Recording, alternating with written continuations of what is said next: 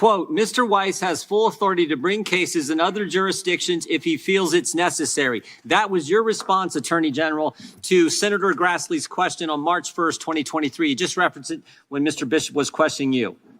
Only problem is he'd already been turned down by the U.S. Attorney in the District of Columbia, Mr. Graves. So he didn't have full authority, did he? I had an extended conversation with Senator Grassley at the time. We briefly touched on the Section 515 question and how that process went. I've never been suggested. My point's real simple, Mr. Garland. You said he had complete authority, but he'd already been turned down. He wanted to bring an action in the District of Columbia, and the U.S. Attorney there said, no, you can't. And then you go tell the United States Senate under oath that he has complete authority. I'm going to say again that no one had the authority to turn him down. They could refuse to partner with him. They could not. You can use whatever language. Refuse to partner is turning down. Well, it's not the same under a well-known Justice Department practice. Here's why the statute of limitations question is important, and Mr. Bishop was getting at just a few minutes ago. Here's why it's important. You let the statute of limitations lapse for 2014, 2015. Those were the years with the felony tax charges where Hunter Biden was getting income from Burisma. Here are 4 facts that I think are so important. Hunter Biden was put on the board of Burisma, made a lot of money, got paid a lot of money over those years. Couple $1 million. He wasn't qualified. Fact number 2, he wasn't qualified to be on the board of Burisma. Not my words, his words. He said he got on the board because of his last name. The brand, as Devin Archer said when he was under oath and we deposed him. Fact number 3, Burisma executives told Hunter Biden, we're under pressure, we need help. Fact number 4, Joe Biden goes to Ukraine, leverages our tax money, American people's tax money, to get the prosecutor fired who was applying the pressure. Interestingly enough, that fact is entirely consistent with what the confidential human source told the FBI, and they recorded in the 1023 form, the same form Mr. Wray didn't want to let this committee and the Congress see. That all happened. That all happened. And what I'm wondering is why you guys let the statute of limitations lapse for those tax years that dealt with Burisma income. There's one more fact that's important, and that is that this investigation was being conducted by Mr. Weiss, an appointee of President Trump. You will, at the appropriate time, have the opportunity to ask Mr. Weiss that question, and he will no doubt address it in the public report that will be transmitted to the Congress. I don't know the answer to those questions. Did they forget? Did the lawyers just let it, did they just oh, darn, we let it, were they careless? I expect that won't be what he says, but because I promise— You know that's not the case, because as Mr. Bishop pointed out, they had a tolling agreement. They talked to Hunter Biden's defense counsel and say, let's extend the statute of limitations. And then at some point, they made an intentional decision to say, we're going to let the statute of limitations lapse. And I want to know who decided that and why they did it.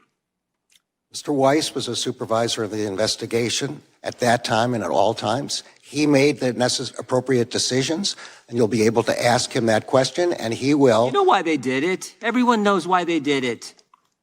May not say it, but everyone knows why they did it. They didn't. Burisma, those tax years, that dealt with that involved the president. It's one thing to have a gun charge in Delaware. That doesn't involve the president of the United States. But Burisma, oh my, that goes right to the White House. We can't have that.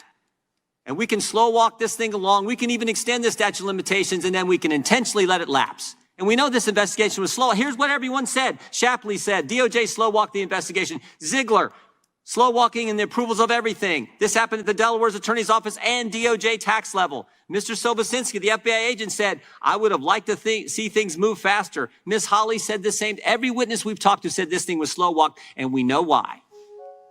They slow walked it long enough to let the statute of limitations run so they wouldn't have to get into Burisma. Tell me where I'm wrong. Will the gentleman yield?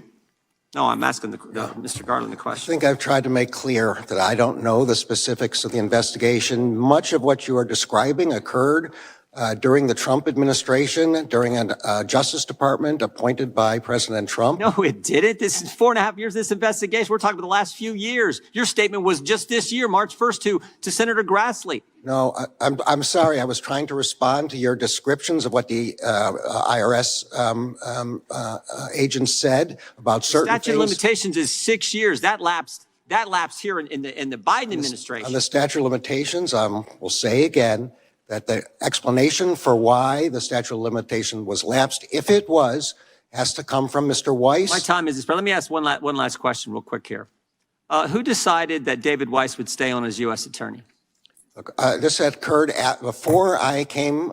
Mr. Weiss had been kept on. I promised the. No, I didn't say, you can walk all through that. I said, who decided? The White House decided. Mr. Weiss. Right? They serve at the pleasure of the president, right? Mr. Weiss was. Joe Biden decided to keep David Weiss as U.S. attorney. You weren't sworn in until March. He was told he was going to stay on in February.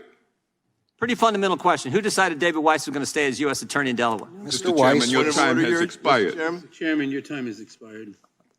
I'm waiting for an answer, and then I'll yield. Well, you asked the question after your time had expired already. Point of order. Gentleman can respond, then I'll go to Ms. Jackson-Lee. Mr. Weiss was the special